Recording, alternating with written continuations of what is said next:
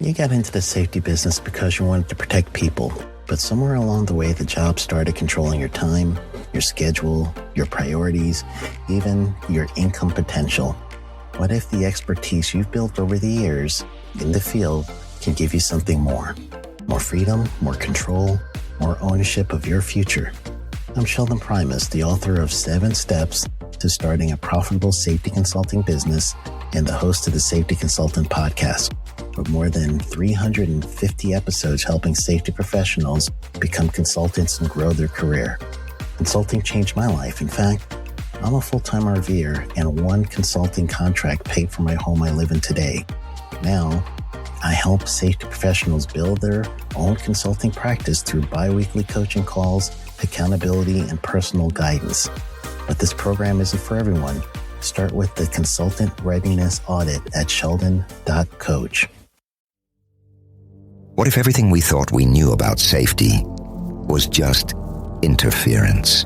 From the host of the Rated R Safety Show and the founder of Safety FM comes the complete Signal Transmission Trilogy, now available in one powerful edition. Safety, in my opinion, the book that started the conversation.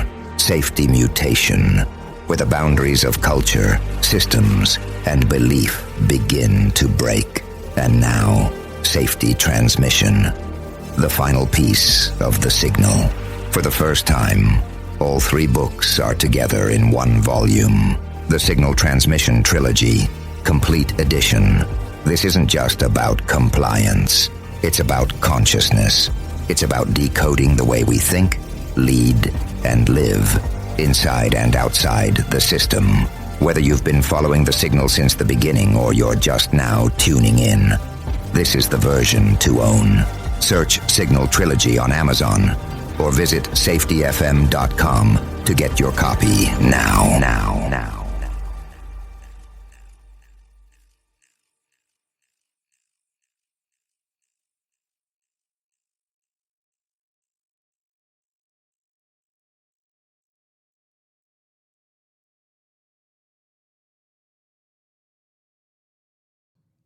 This is Andy. And this is Matt. And you're listening to The Hop Podcast with no name. What a dumb name. It's so stupid.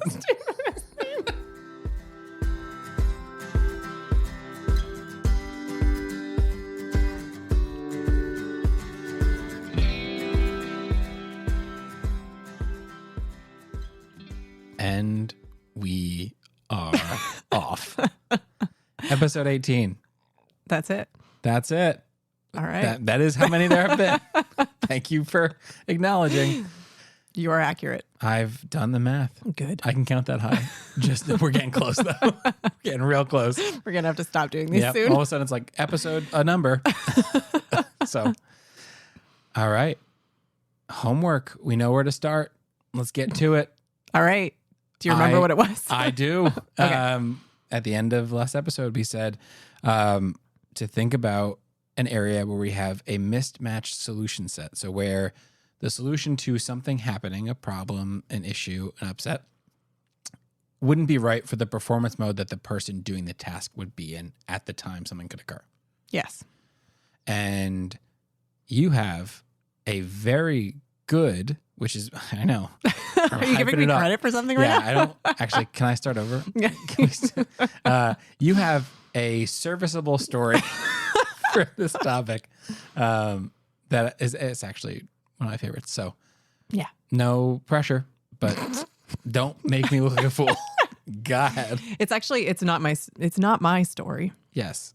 So, I'm gonna do my best to get all of the details right. But this was actually a story that Bob Edwards experienced and then told when we trained together many times. So I feel like I was there, but I actually wasn't there. But it is one of the first times that I started to understand kind of a bigger picture narrative in how performance modes fit into at least how I see these HOP concepts. So story time. We ready? Story time. And also, yeah, I feel bad giving you any credit. I want to give it all to Bob. Thanks, Bob. Taking it away. We appreciate it. But no, go ahead. Okay. So Bob was doing a learning team at a location where they were working on like picture like motherboards are like, that's the right term for something inside of a computer. Yeah. That's a thing. That's a thing that goes in a computer. Yeah.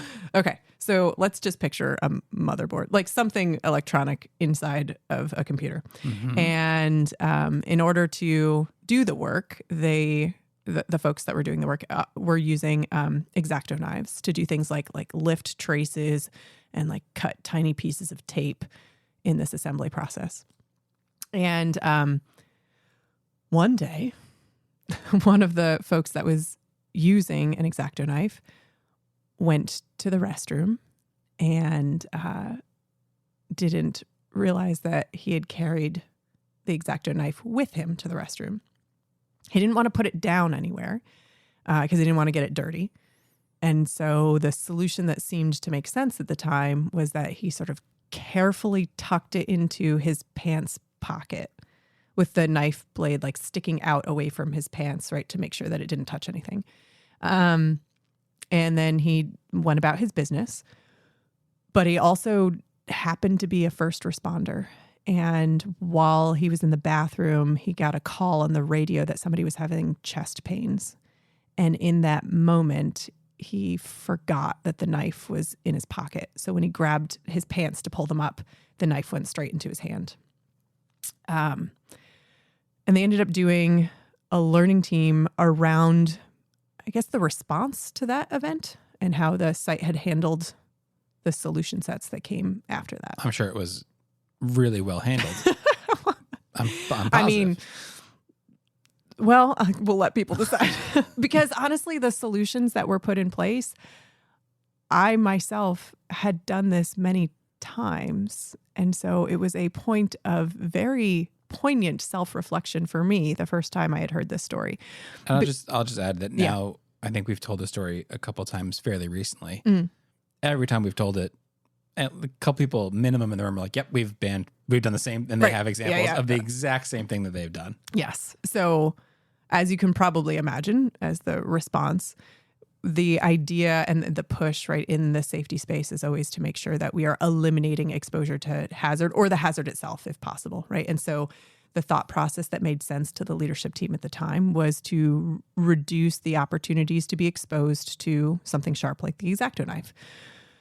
And in order to do that, what they decided was that most of the work could probably be done with a tweaker screwdriver. So describe that. Tweaker screwdriver. So if you're picturing like adjusting your glasses, like the little flathead screwdriver that you would do to use that. So picture this, right? You got a leadership team sort of sitting in a room who have not done the work before, and their general understanding of how the process is done. This seems like a good idea, right? Most of the work they think could be done, but they acknowledge that perhaps there are some activities that you would need something sharper than that. And so the thought process was that you should take a small group of X-Acto knives and put them in the tool crib. And if an operator needed an X-Acto knife, they'd go to the tool crib and like sign one out and bring it back, use it for whatever the process was, and then bring it back to the tool crib so that you didn't have a bunch of knives laying out.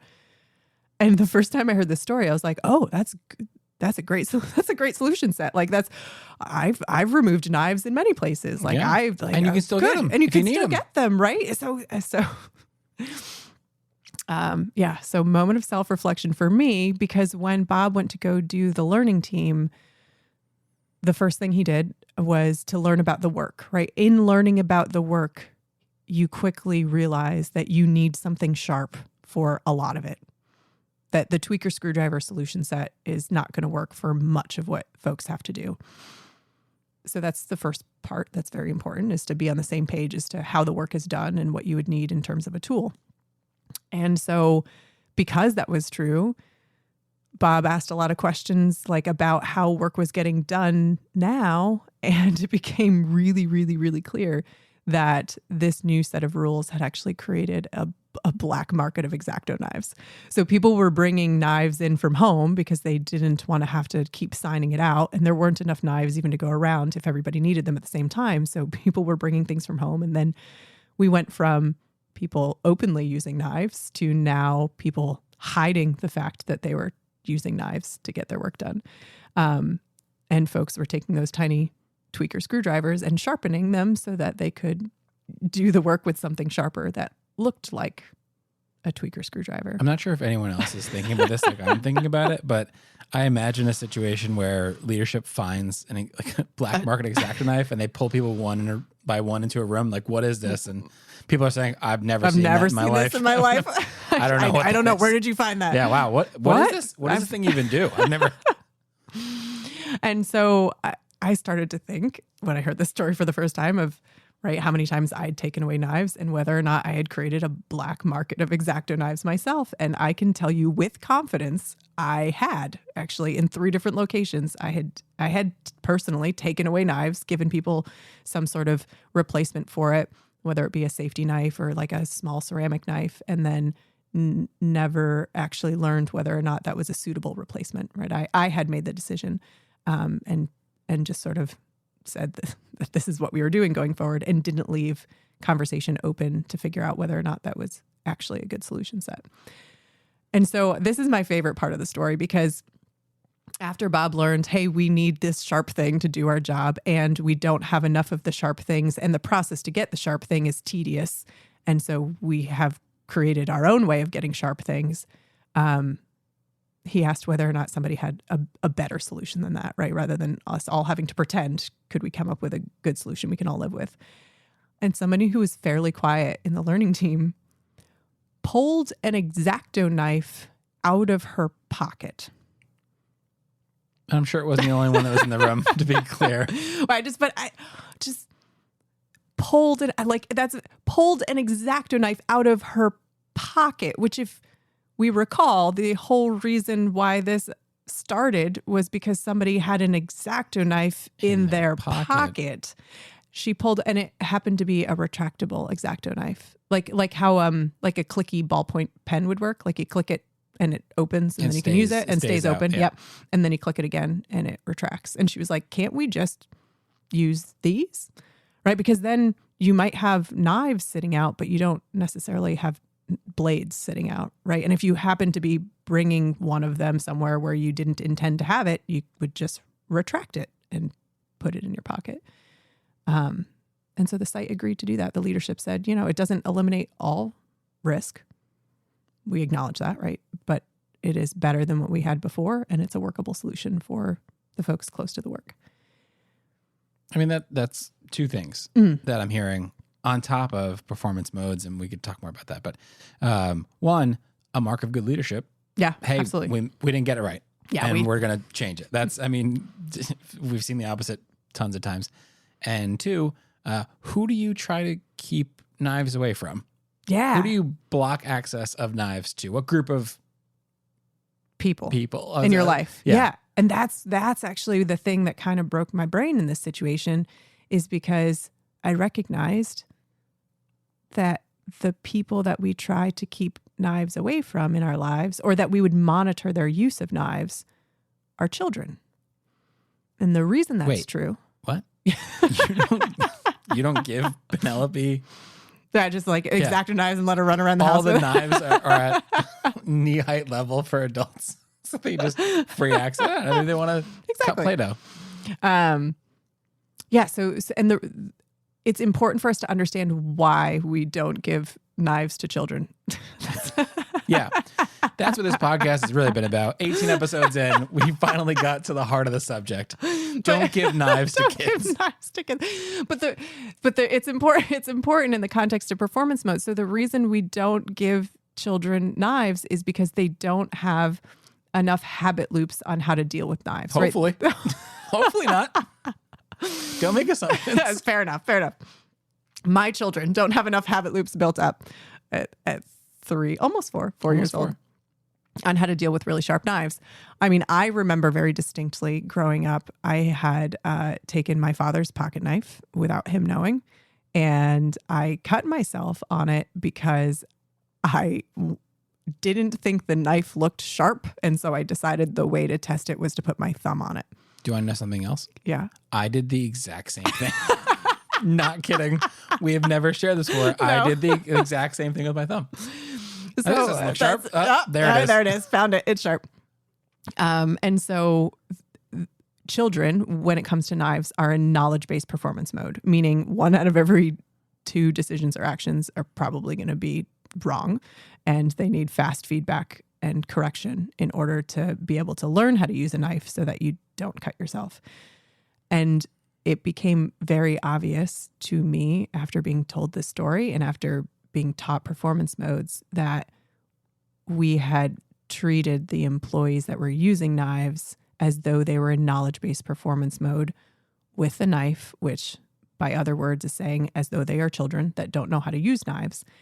And when that happens, you tend to see that people figure out a way around the rule because it doesn't feel good to be treated like a child when you're not. These are probably the world's leading experts in how to use X-Acto knives for that job, and they use them all the time.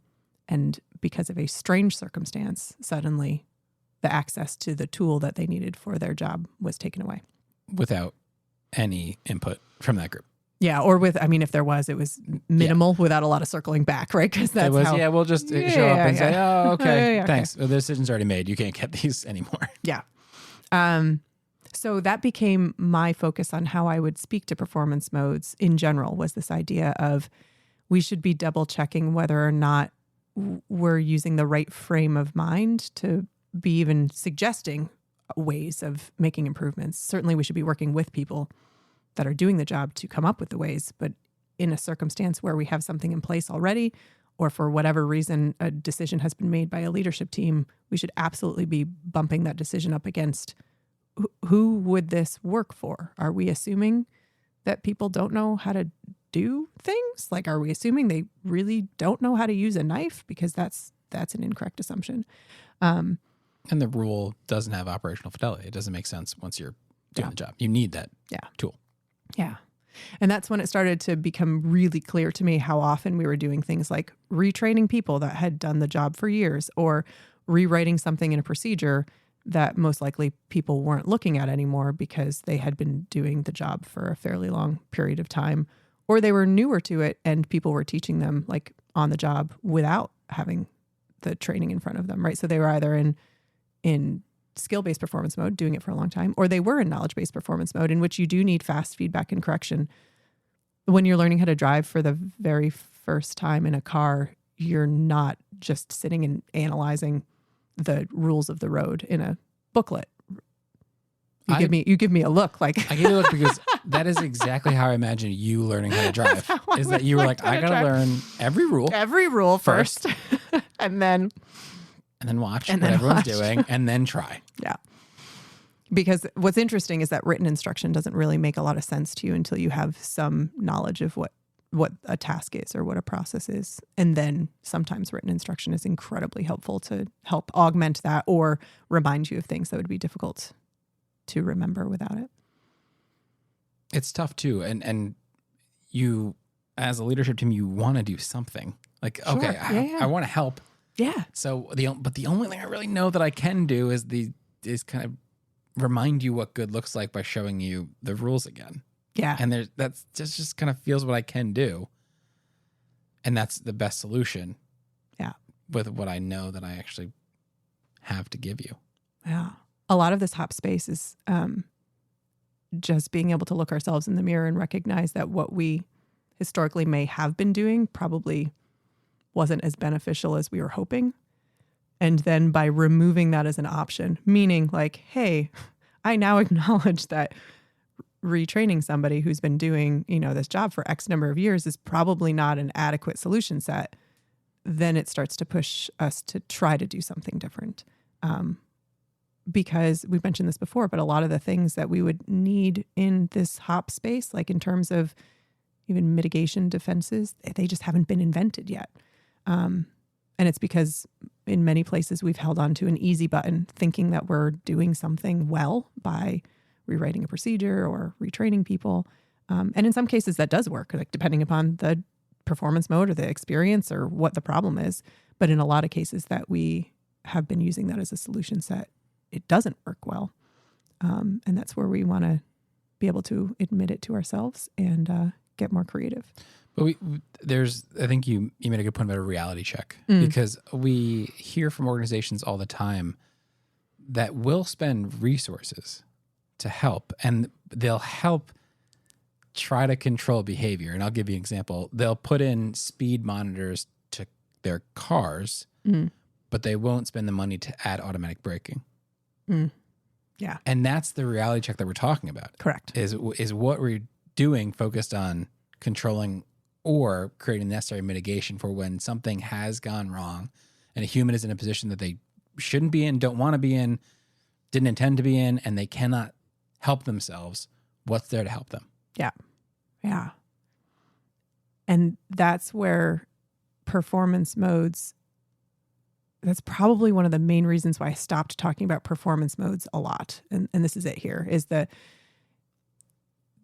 the truth is that different types of controls work well for different performance modes.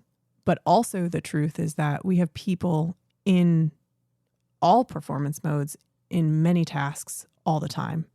And also one task, one person can be up and down the scale of performance modes very easily. I mean, just even as something seemingly as simple in our mind as someone doing maintenance work on a piece of equipment. You might be in skill-based performance mode, meaning you're talking and having conversation, not even paying attention to what you're doing while you're taking the panel off, right? So you're using a screwdriver, taking a panel off. Then you get into the machine and maybe you've done whatever this process is before. Maybe it's a preventive maintenance process. You've done it before. You're in rule-based performance mode where you're actually looking at some of the written documentation to remind yourself of like how everything is working on the innards of this piece of equipment.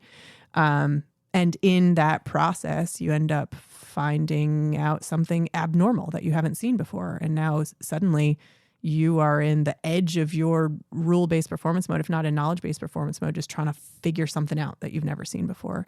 And that's just one task. And you are up and down that scale all the time. We've done some training in lots of different places. And I just remember a fighter jet pilot once telling us, yeah, we are up and down that scale. Like every time we get in the fighter jet, like we are all over that performance mode scale. It's not like you're in one performance mode all the time, but even in driving, right? I just want to add, like from the outside perspective, I don't think that we typically view someone accomplishing a task as sliding up and down that scale.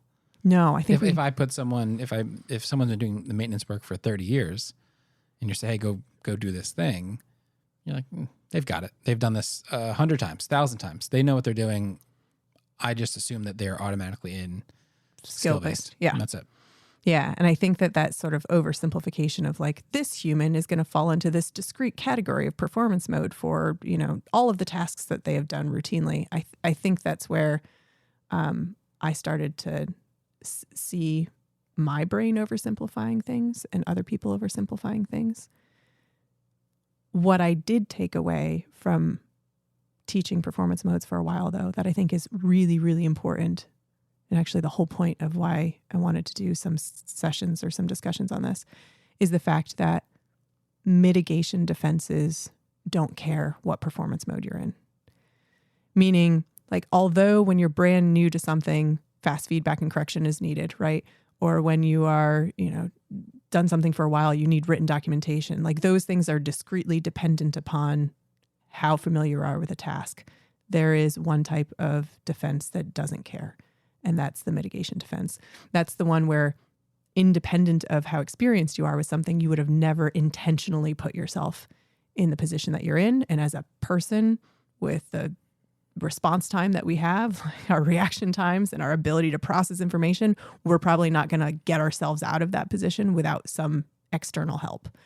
So that's like automatic braking in your car, which we love to use because it is such a good example. Yeah. It's almost superhuman in nature, right? It's taking over when the human can't react. Right. And it doesn't care whether you are a new driver or whether you've been driving for 30 years and someone cut you off and slammed on their brakes right at the wrong time and you weren't able to do it yourself. Correct. Doesn't matter. Doesn't matter.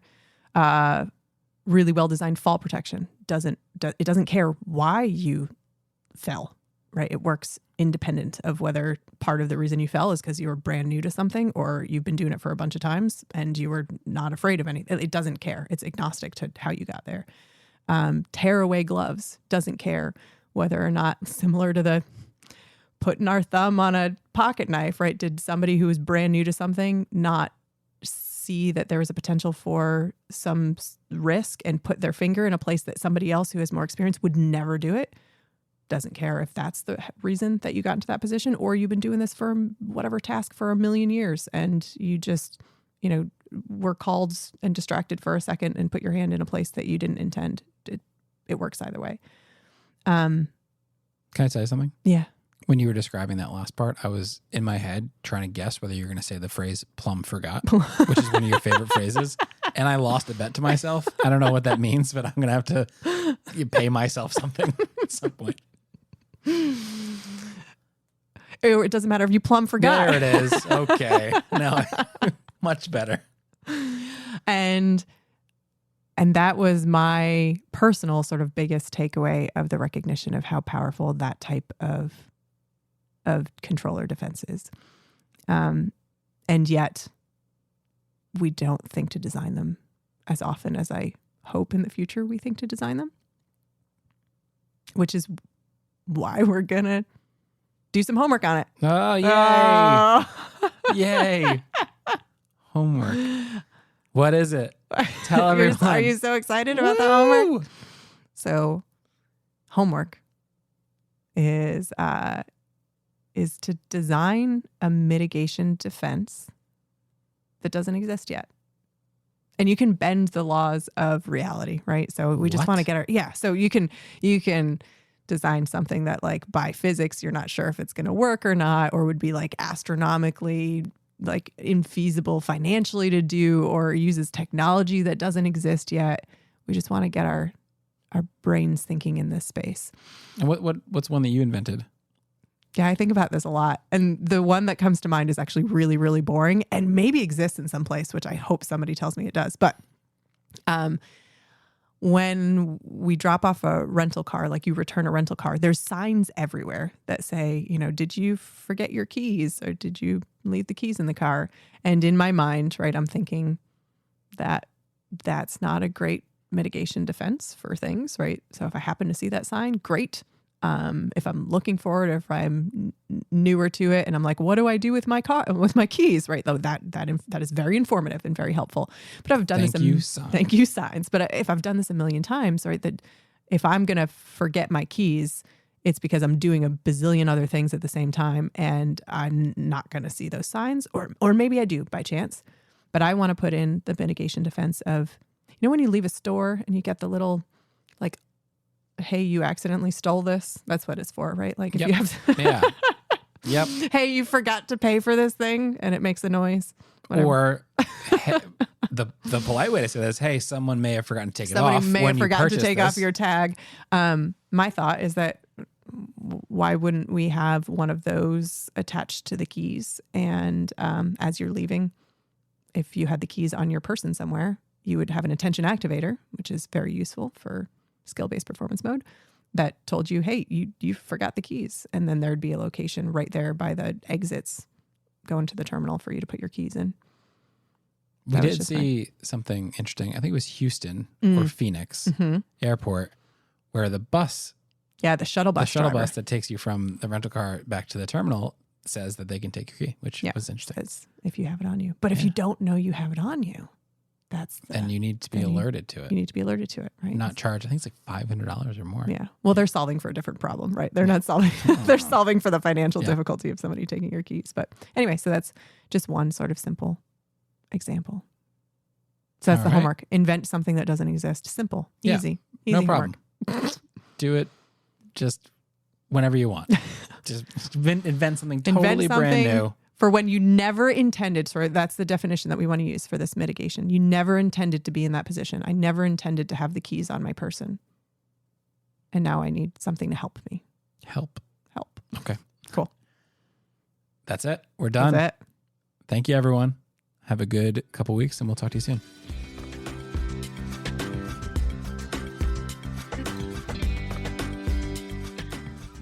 Well, that's it.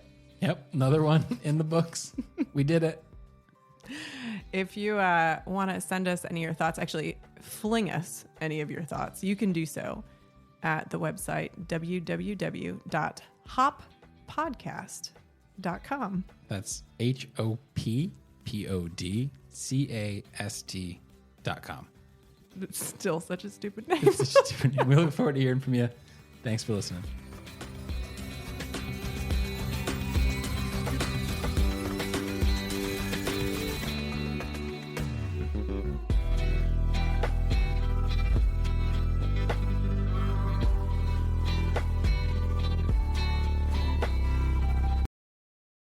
You got into the safety business because you wanted to protect people, but somewhere along the way, the job started controlling your time, your schedule, your priorities, even your income potential. What if the expertise you've built over the years in the field can give you something more? More freedom, more control, more ownership of your future. I'm Sheldon Primus, the author of 7 Steps to Starting a Profitable Safety Consulting Business and the host of the Safety Consultant Podcast, with more than 350 episodes helping safety professionals become consultants and grow their career. Consulting changed my life. In fact, I'm a full-time RVer, and one consulting contract paid for my home I live in today. Now, I help safety professionals build their own consulting practice through bi-weekly coaching calls, accountability, and personal guidance. But this program isn't for everyone. Start with the Consultant Readiness Audit at sheldon.coach. What if everything we thought we knew about safety was just interference? From the host of the Rated R Safety Show and the founder of Safety FM comes the complete Signal Transmission Trilogy, now available in one powerful edition. Safety, in my opinion, the book that started the conversation. Safety Mutation, where the boundaries of culture, systems, and belief begin to break. And now, Safety Transmission, the final piece of the signal. For the first time, all 3 books are together in one volume. The Signal Transmission Trilogy, Complete Edition. This isn't just about compliance. It's about consciousness. It's about decoding the way we think, lead, and live, inside and outside the system. Whether you've been following the signal since the beginning or you're just now tuning in, this is the version to own. Search Signal Trilogy on Amazon or visit safetyfm.com to get your copy now.